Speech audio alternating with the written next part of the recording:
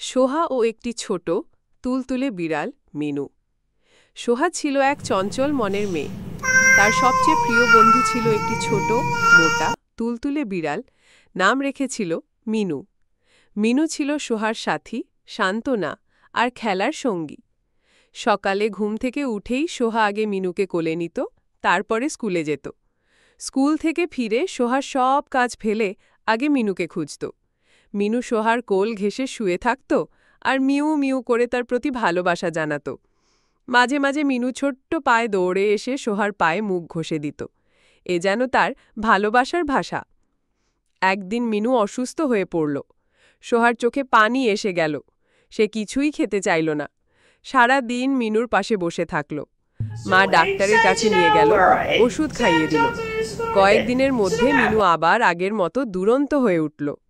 সোহা খুশিতে মিনুকে জড়িয়ে ধরে বলল, তুই আমার ছোট বোনের মতো, কখনো আমাকে ছেড়ে যাস না। মিনু মিউ করে সোহার মুখের দিকে তাকাল, যেন বলছে, মৃত্যুর পূর্ব পর্যন্ত তোমার সাথেই থাকব। এইভাবেই সোহা আর মিনুর ভালোবাসার গল্প চলতে থাকল প্রতিদিন।